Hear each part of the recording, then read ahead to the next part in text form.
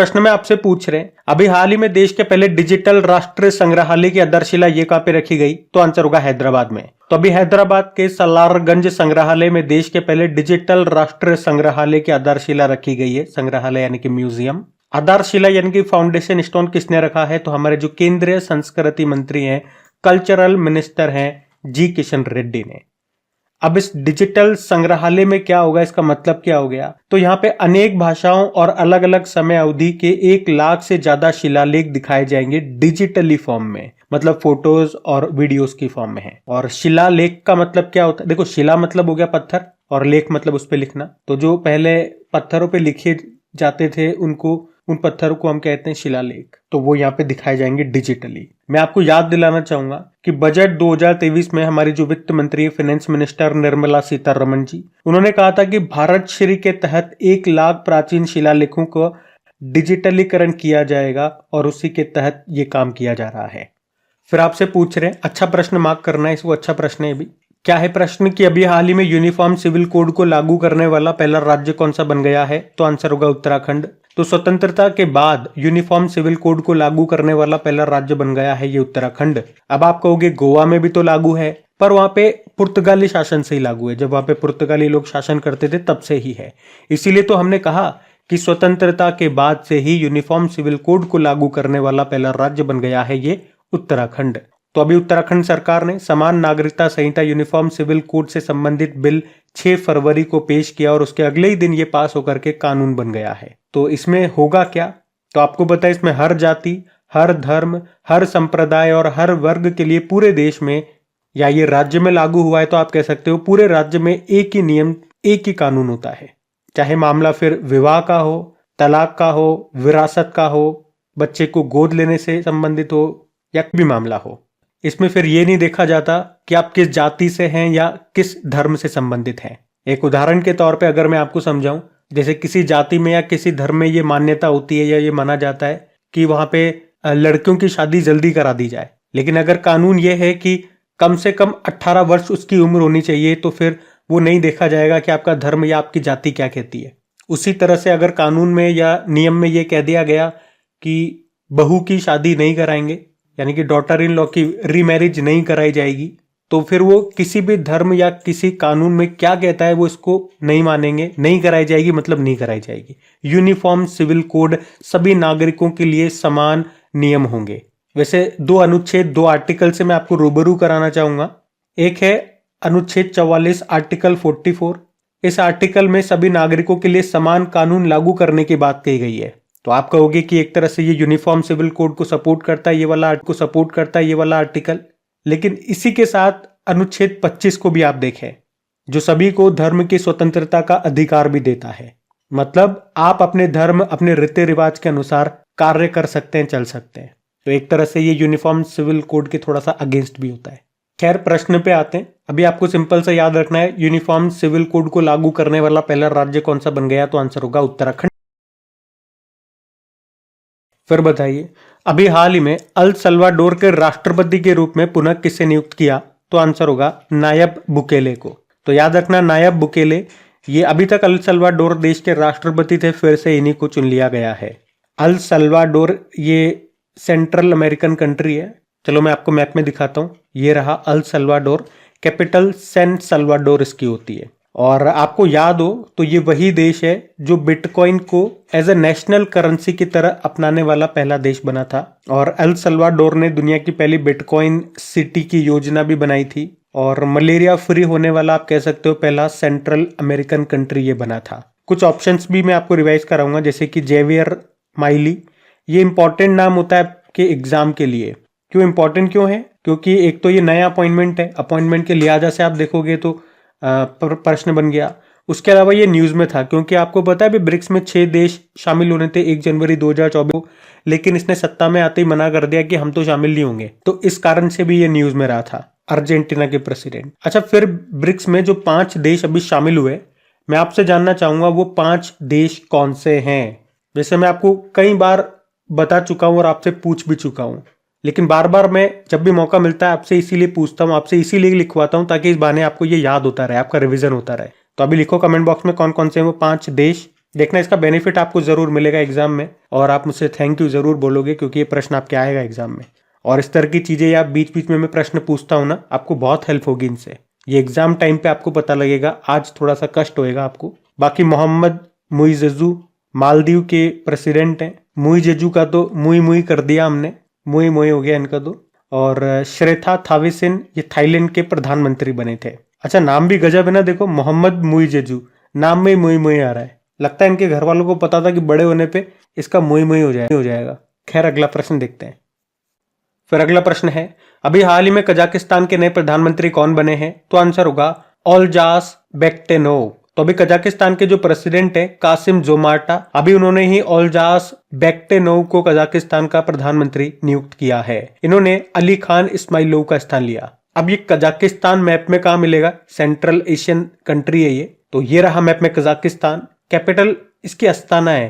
पहले अस्ताना ही थी, बीच में इसकी बदल करके नूर सुल्तान कर दी थी, वापस बदल के अस्ताना कर दी। करेंसी है कजाकिस्तानी तेंगे। और हम इसके साथ एक एक्सरसाइज करते हैं, काजिंद एक्सरसाइज, जो हमने अभी लास्ट नवंबर के महीने में ही किया था। कहाँ पे? ओटार कजाकिस्तान में। बाकी देखो कुछ ऑप्शंस भी मैं आपको रिवाइज करा दूं तो सक्सेस मसरा ये चाड देश के प्रधानमंत्री बने थे। सुल्तान इब्राहिम अभी मलेशिया के राजा बने। क्रिस्टोफर लक्सन ये अभी न्यूजीलैंड के प्रधानमंत्री बने थे। ध्यान रखना ये। अगला प्रश्न देखते हैं। फिर अगला प्रश्न है, अभी हाल ही में भारत में एशियन डेवलपमेंट बैंक की कंट्री निदेशक कौन बनी है? तो आंसर होगा मिया ओका। तो अभी एशियन डेवलपमेंट बैंक ने भारत के लिए कंट्री डायरेक्टर के रूप में मिया ओका को नियुक्त किया है। देखो, एशियन डेवलपमेंट बैंक की बात करते हैं तो इसकी स्थापना 1966 में होती है। इसके सदस्य देश 68 हैं। और अगर आपसे पूछ लें कि 68 नंबर का इसमें सदस्य देश कौन बना था? न्यू बना था। उसके अलावा हेडक्वार्टर मिलेगा मनीला फिलीपींस में। हेड कौन है? मसात्सुको असाकावा है। और हाँ, एक 2024 में एक लेटेस्ट अपॉइंटमेंट हमने पढ़ा था कि विकासशील एशियन डेवलपमेंट बैंक में भी एग्जीक्यूटिव डायरेक्टर बने थे। अच्छा, ऑप्शन से भी कुछ इंपॉर्टेंट नाम मैं आपको रिवाइज कराऊंगा। दिल्मा रोसेफ आप जानते हो, न्यू डेवलपमेंट बैंक की हेड है, ये ब्राजील से है। और न्यू डेवलपमेंट बैंक का भी नया सदस्य देश कौन सा बना था? इजिप्ट, मिस्र। इंद्रमणि पांडे इंपॉर्टेंट नाम है, बिम्स्टेक के नए सेक्रेटरी जनरल बने। और जिम स्केया ये inter governmental panel on climate change के अध्यक्ष बने थे। ये नाम इंपॉर्टेंट है भैया, एग्जाम में आ चुका है। ये पूछा गया था एग्जाम में, ये किस देश से बिलोंग करते हैं? ये यूके से हैं। ध्यान रखना ये। अगला प्रश्न देखते हैं। फिर बताओ, अभी हाल ही में नामीबिया देश के नए राष्ट्रपति कौन बने हैं? तो आंसर होगा नांगोला म्बुम्बा। अच्छा, मैं आपको बता दूं, अभी कुछ समय पहले ही नामीबिया ये अफ्रीकी देश है, यहाँ के जो प्रेसिडेंट थे उनका नाम था हेज गेनगॉब। इनका भी 82 वर्ष 82 वर्ष की उम्र में निधन हो गया था कैंसर के कारण। कैंसर था उनको। तो उनके बाद अब यहाँ के नए राष्ट्रपति के रूप में शपथ ले ली है नांगोलो म्बुम्बा। मैं आपको बताऊं, नामीबिया ये रहा। नामीबिया अफ्रीकी देश है। अच्छा, आप मुझे बताओ, क्या हमने नामीबिया से कुछ लिया है क्या? कैपिटल इसकी विंड हॉक होती है। आपको याद होगा, नामीबिया से चीते लेकर के आए थे हम, ये वही नामीबिया है। कुछ ऑप्शंस मैं आपको रिवाइज करा दूं। अभी बर्नार्डो एवरेलो ग्वाटेमाला के नए प्रेसिडेंट बने थे। गैब्रियल एटल फ्रांस के सबसे युवा व पहले समलैंगिक प्रधानमंत्री बने थे। और डोनाल्ड टस्क ये पोलैंड के प्रधानमंत्री बने थे। तो ये नाम ध्यान रखना। फिर आपसे पूछ रहे, अभी हाल ही में पहली बार फिट इंडिया मूवमेंट का ब्रांड एम्बेसडर किसे नियुक्त किया गया? तो आंसर होगा नरेंद्र कुमार यादव को। कौन है ये नरेंद्र कुमार यादव? तो ये एक IRS यानी कि इंडियन रेवेन्यू सर्विस ऑफिसर है। नरेंद्र कुमार यादव इनका नाम है। और ये अभी फिट इंडिया मूवमेंट के ब्रांड एम्बेसडर बनाए गए हैं। नरेंद्र कुमार यादव, आपको बता दूं, 2009 में IRS अधिकारी ये बने थे। बाकी फिट इंडिया मूवमेंट की बात करें तो इसका उद्देश्य क्या है कि आप अपने आप को फिजिकली फिट रखें। उसके लिए चाहे आपको एक्सरसाइज करनी पड़े, करो, और स्पोर्ट्स वगैरह को अपने जीवन में शामिल करो। जिसकी शुरुआत हुई थी 29 अगस्त 2019 में। तो इस प्रश्न में आपसे पूछ रहे हैं 2024 में किसे भारत रत्न से सम्मानित नहीं किया गया है? तो आपके पास 4 ऑप्शन है और इसका सही उत्तर होगा रतन टाटा जी। तो अब आपको याद रखना है 2024 में 5 लोगों को भारत रत्न सम्मान के लिए चुना गया है। और इन 5 में से 2 नाम हम ऑलरेडी पढ़ चुके हैं। एक बिहार के पूर्व मुख्यमंत्री कर्पूरी ठाकुर जी थे। फिर हमने दूसरा नाम पढ़ा था लाल कृष्ण आडवाणी जी का। और उसके बाद अब 3 नामों की और घोषणा कर दी गई है। वो 3 नाम कौन कौन है उनके बारे में आपको बताता हूं। एक नाम है PV नरसिम्हा राव जी। ये भारत के पूर्व प्रधानमंत्री थे, 9th नंबर के प्रधानमंत्री थे ये 1991 से लेकर 96 तक। और उससे पहले ये आंध्र प्रदेश के मुख्यमंत्री भी रहे थे। इनका जन्म हुआ था तेलंगाना में, तो इनको चुना गया। एक चौधरी चरण सिंह जी, आप सबने नाम सुना होगा, ये भी हमारे पूर्व प्रधानमंत्री थे, भारत के 5वें नंबर के प्रधानमंत्री।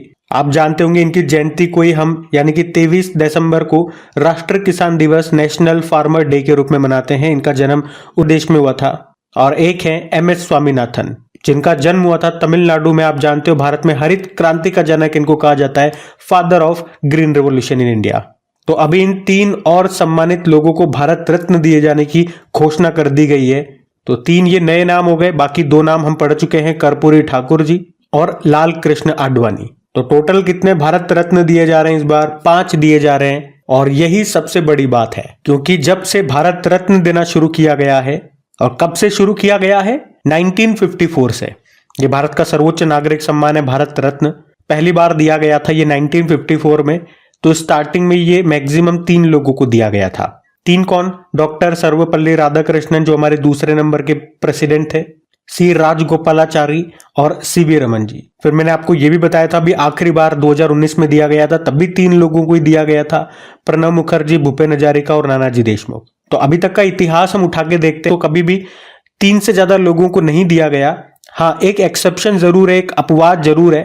1999 में 4 लोगों को दिया गया था, उसके अलावा 3 से ज्यादा कभी किसी को दिया नहीं गया। और यही कारण था कि हमेशा कहा जाता था कि 3 से ज्यादा कभी किसी को दिया नहीं जाता है। ऐसा कहीं लिखा हुआ नहीं है, लेकिन इतिहास देखते हुए ऐसा कहा जाता था। लेकिन इस बार रिकॉर्ड टूट गया, इतिहास बदल गया। 3 नहीं, 4 नहीं, बल्कि 5 व्यक्तियों को भारत रत्न के लिए चुना गया है। अच्छा, इसी तरह भारत रत्न से कुछ और स्टैटिक प्रश्न बन जाएंगे आपके कि पहली बार किस महिला को भारत रत्न सम्मान मिला? तो हमारी जो पहली महिला प्रधानमंत्री थी इंदिरा गांधी जी, उनको मिला था कब? 1971 में। और एकमात्र खिलाड़ी कौन है जिन्हें भारत रत्न मिला? तो सचिन तेंदुलकर है, 2014 में उनको मिला था। और आप कह सकते हो सबसे कम उम्र के व्यक्ति भी बने थे वो भारत रत्न सम्मान पाने वाले। और पहले विदेशी नागरिक कौन रहे जिन्हें भारत रत्न मिला? खान अब्दुल गफ्फार खान, 1987 में उनको मिला था। उन्हें फ्रंटियर गांधी भी कहा जाता है। वैसे अभी तक 2 विदेशी नागरिकों को मिल चुका है। एक तो ये हो गए खान अब्दुल गफ्फार खान, और एक साउथ अफ्रीका के पूर्व राष्ट्रपति थे नेल्सन मंडेला। अच्छा, ये तो हमने भारत रत्न की बात कर ली। थोड़ा सा मैं आपको पद्म पुरस्कार भी रिवाइज करा दूं। पहले तो बात करें पद्म पुरस्कार कितने दिए गए, तो 132 दिए गए। पद्म विभूषण उसमें 5 है, पद्म भूषण 17 है और पद्मश्री 110 है। पद्म विभूषण 5 है, तो ये मैं आपको रिवाइज करवा देता हूं, एक बार नामों का रिवीजन हो जाएगा। एक वैजयंती माला बाली के बारे में पढ़ा था, एक्ट्रेस है ये, तमिलनाडु से बिलोंग करती है। बिंदेश्वर पाठक आपने पढ़ा था, जिन्हें टॉयलेट मैन ऑफ इंडिया भी कहा जाता है। एक चिरंजीवी है, एक्टर है ये, आंध्र प्रदेश से आते हैं। M वेंकैया नायडू जी हमारे पूर्व वाइस प्रेसिडेंट हैं ये। और एक पद्मा सुब्रमण्यम है, कला के क्षेत्र में इनको मिला, तमिलनाडु से ही आती है। तो पद्म विभूषण इन 5 व्यक्तियों को मिला, इनके नाम याद रखना। और इस बार 5 भारत रत्न, ये नाम कंठस्थ कर लेना आप। आगे अगर इससे संबंधित और भी कोई अपडेट होता है तो मैं आपको जरूर बताऊंगा। अभी अगला प्रश्न देखते हैं। फिर आपसे पूछ रहे अभी हाल ही में किसे अपशिष्ट जल प्रबंधन के लिए जल योद्धा पुरस्कार से सम्मानित किया गया? तो आंसर होगा नोएडा प्राधिकरण। तो अभी केंद्र सरकार और यूनेस्को ने विश्व जल पुरस्कार 2023-24 में नोएडा प्राधिकरण को उसके जल संरक्षण प्रयासों के लिए जल योद्धा पुरस्कार से सम्मानित किया है। इसे 2 कैटेगरी में यह अवार्ड मिला है। एक तो सर्वश्रेष्ठ सीवेज उपचार संयंत्र के लिए यानी कि बेस्ट सीवेज ट्रीटमेंट प्लांट के लिए, और जल पुनः उपयोग परियोजना के लिए। इसका मतलब ये हो गया कि आपके घरों से, इंडस्ट्री से, कॉलोनीज से जो गंदा पानी आता है, ये उसका अच्छे से ट्रीटमेंट करते हैं और उस पानी को फिर से उपयोग के योग्य बनाते हैं कि उसका किसी न किसी चीज में हम फिर से उपयोग कर पाए। और ये पुरस्कार हमारे जो केंद्रीय जल शक्ति मंत्री हैं गजेंद्र सिंह शेखावत, उन्होंने प्रदान किया। फिर बताइए अभी हाल ही में wild life photographer of the year 2024 का खिताब किसने जीता? तो आंसर होगा नीमा सारिखनी ने। तो wild life photographer of the year award 2024 की घोषणा की गई। तो यूके की फोटोग्राफर हैं ये नीमा सारिखनी, और इनको ये अवार्ड मिला है। उन्हें किस फोटो के लिए ये अवार्ड मिला? तो आप देखो, ये फोटो है जिसमें एक छोटे आइसबर्ग पे एक पोलर बियर सो रहा है, और इसी तस्वीर ने wildlife photographer of the year people's choice award जीता है। उन्होंने इसे बर्फ का बिस्तर यानी कि आइस बेड कहा है। अच्छा, ऑप्शन पे चलेंगे तो पेरुमल मुरुगन, जानते हो जेसीबी साहित्य पुरस्कार 2023 इन्होंने जीता था इनके उपन्यास फायर बर्ड के लिए। पॉल लिंच इंपॉर्टेंट नाम रहेगा, आयरलैंड के लेखक है। अभी 2023 का बुकर पुरस्कार इन्होंने जीता था इनके उपन्यास, इनके नॉवल परफेक्ट सॉन्ग के लिए। और ये भी इंपॉर्टेंट है, जॉर्जी गॉस्पोडिनो, ये बुल्गारिया के लेखक हैं। इन्होंने अंतरराष्ट्रीय बुकर पुरस्कार 2023 जीता था इनके उपन्यास टाइम शेल्टर के लिए। फिर अगला प्रश्न क्या है, अभी विश्व सरकार शिखर सम्मेलन 2024 ये कहां पे आयोजित किया जाएगा? तो आंसर होगा दुबई में। बात कर रहे हैं वर्ल्ड गवर्नमेंट समिट 2024 की। कब से कब तक होगा? 12 से लेकर 14 फरवरी 2024 तक। कहां पे? दुबई, यूएई में। और इसमें भारत के प्रधानमंत्री नरेंद्र मोदी को विशेष तौर पर इनवाइट किया गया है। आपको बता दूं, प्रधानमंत्री नरेंद्र मोदी को ये दूसरी बार इनवाइट किया गया है। इससे पहले उन्हें 2018 में बुलाया गया था। और वैसे आपको याद भी होगा, हमने पढ़ा था कि प्रधानमंत्री नरेंद्र मोदी अभी 14 फरवरी 2024 को यूनाइटेड अरब अमीरात के अबू धाबी में BAPS हिंदू मंदिर का उद्घाटन करने के लिए भी यहाँ पे जाएंगे। फिर आपसे पूछ रहे हैं, अभी 7वें हिंद महासागर सम्मेलन का आयोजन ये कहां पे किया गया? तो आंसर होगा ऑस्ट्रेलिया में। बात कर रहे हैं इंडियन ओशन कॉन्फ्रेंस 2024 की। इस बार ये इसका 7वां संस्करण है। कब हुआ? 9 और 10 फरवरी 2024 को हुआ। कहां पे? पर्थ, ऑस्ट्रेलिया में। और इस बार इसकी थीम रही है एक स्थिर और टिकाऊ हिंद महासागर की ओर, यानी कि towards a stable and sustainable Indian ocean. इसमें भारत की तरफ से हिस्सा लिया हमारे जो विदेश मंत्री हैं सुब्रमण्यम जयशंकर जी ने। अच्छा, मैं आपको बताना चाहूंगा, हिंद महासागर सम्मेलन का जो पहला संस्करण हुआ था ये 2016 में हुआ था सिंगापुर में। लास्ट वाला छठा जो संस्करण था वो ढाका बांग्लादेश में हुआ। और अभी ये 7वां सम्मेलन हुआ ऑस्ट्रेलिया के पर्थ में। हिंद महासागर की बात करें इंडियन ओशन की, तो ये दुनिया का तीसरा सबसे बड़ा महासागर है, क्योंकि पहला तो प्रशांत महासागर पैसिफिक ओशियन है। और इस महासागर का सबसे बड़ा द्वीप आपसे पूछेंगे तो वो मेडागास्कर है, जो अफ्रीका महाद्वीप के आपको पास में मिलेगा। फिर आपसे पूछ रहे विश्व रक्षा प्रदर्शनी 2024 का आयोजन ये किस देश में किया गया? तो आंसर होगा सऊदी अरब में। तो यहाँ पे हम बात कर रहे हैं वर्ल्ड डिफेंस एग्जीबिशन 2024 की। इसका आयोजन अभी सऊदी अरब में किया गया 4 से लेकर 8 फरवरी 2024 तक। और इसमें भारत को रिप्रेजेंट किया हमारे रक्षा राज्य मंत्री अजय भट्ट ने। तो इसमें डिफेंस टेक्नोलॉजी से संबंधित जितने भी वेपन्स है, जितने भी प्रोडक्ट्स हैं, उनका यहाँ पे प्रदर्शन किया गया। एक तरह का एग्जीबिशन है वेपन्स का। फिर आपसे पूछ रहे अभी हाल ही में भारत का सबसे बड़ा थिएटर फेस्टिवल जिसका नाम है भारत रंग महोत्सव, इसका आयोजन कहां पे किया गया? तो आंसर होगा गुजरात में। तो भारत का प्रमुख थिएटर महोत्सव है जिसे कहेंगे भारत रंग महोत्सव। इसका आयोजन अभी गुजरात के कच्छ जिले में किया गया। याद रखना, ये भारत का सबसे प्रमुख और सबसे बड़ा थिएटर महोत्सव है, जिसका आयोजन 1 से लेकर 21 फरवरी 2024 तक होना है। थीम क्या है? वसुदेव कुटुंबकम वंदे भारंगम।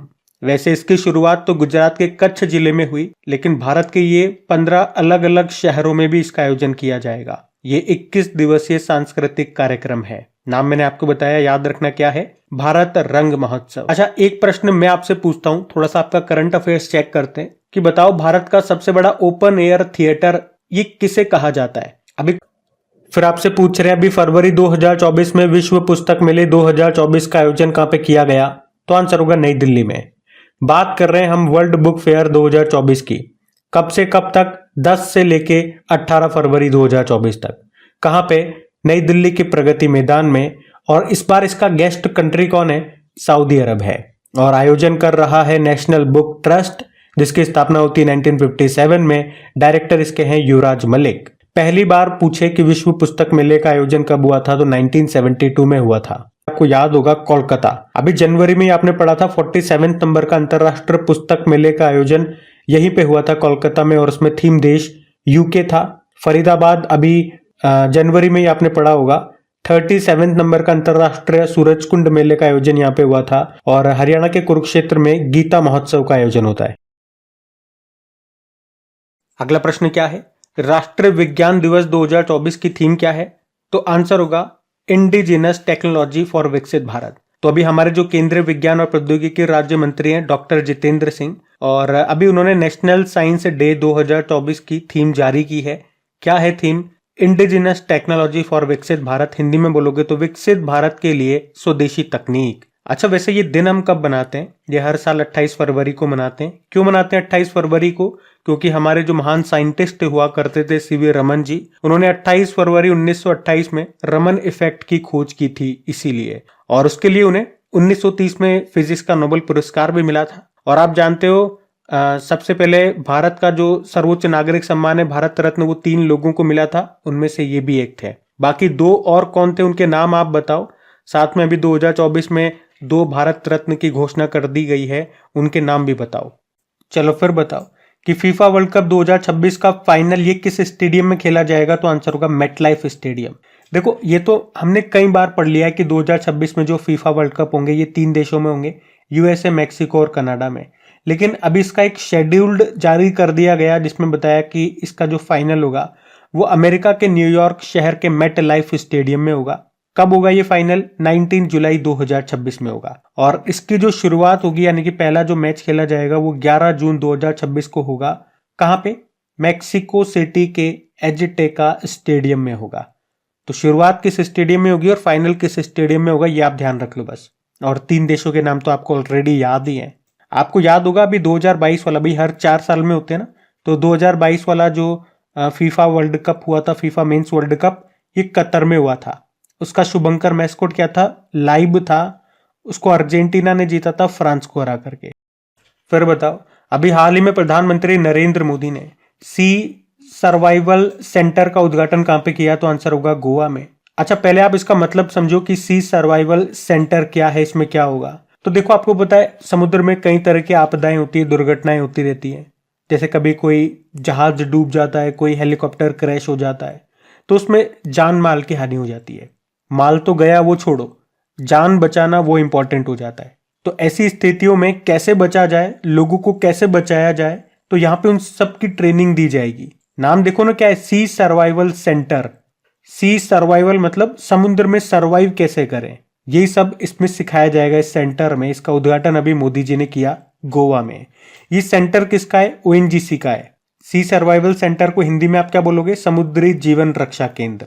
तो यहाँ पे समुद्री रेस्क्यू ऑपरेशन के लिए ट्रेनिंग दी जाएगी, एक लाइन में आप ये याद रख सकते हो। ओएनजीसी का सेंटर है। तो ओएनजीसी की बात करें, ये एक महारत्न कंपनी, स्थापना होती है 1956 में। नई दिल्ली में मुख्यालय है और अध्यक्ष कौन है? अरुण कुमार सिंह है। अच्छा, अगर मैं आपसे पूछूं देश का पहला high tech sports training centre का उद्घाटन कहां पे किया गया था, तो आंसर करना मध्य प्रदेश के ग्वालियर में। अभी अगला प्रश्न देखते हैं। फिर बताओ, अभी हाल ही में सौराष्ट्र क्रिकेट स्टेडियम का नाम बदलकर किनके नाम पे रखा जाएगा? तो आंसर होगा निरंजन शाह। तो गुजरात के राजकोट में है यह सौराष्ट्र क्रिकेट एसोसिएशन स्टेडियम, जिसका नाम अब बदलकर पूर्व प्रथम श्रेणी के जो क्रिकेटर रहे और वरिष्ठ प्रशासक निरंजन शाह, उनके नाम पे रखा जाएगा।